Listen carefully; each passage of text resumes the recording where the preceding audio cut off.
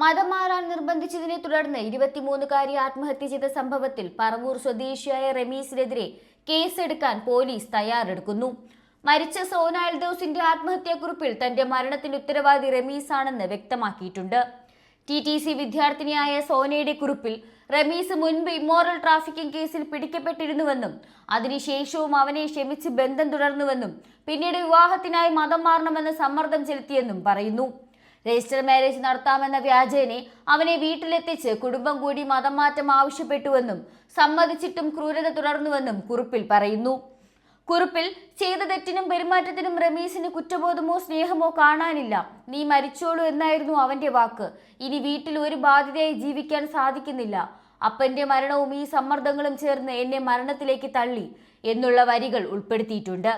കുടുംബത്തിന്റെ ആരോപണമനുസരിച്ച് സുഹൃത്തിന്റെ വീട്ടിലേക്കെന്ന് പറഞ്ഞു പോയ സോനയെ റമീസ് നേരിട്ട് തന്റെ വീട്ടിലേക്ക് കൊണ്ടുപോയി.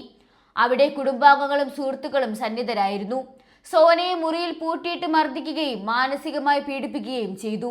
മതം മാറാൻ പൊന്നാനിയിലേക്ക് കൊണ്ടുപോകാനായി വാഹനം ഒരുക്കിയിരിക്കുന്നുവെന്നും അത് നിരസിച്ചതിനെ തുടർന്ന് നീ മരിച്ചോളൂ എന്ന ഭീഷണി ഉയർത്തിയെന്നും സഹോദരൻ പറയുന്നു. കോളേജ് കാലത്താണ് ഇരുവരും പ്രണയത്തിലായത്.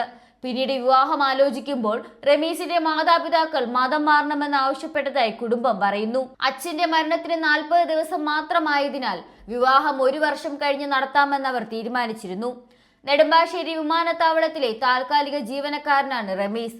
ഇയാളും കുടുംബവും മതമാറ്റ നിർബന്ധത്തിലും മർദ്ദനത്തിലും പങ്കാളികളായതായി കുടുംബം ആരോപിക്കുന്നു.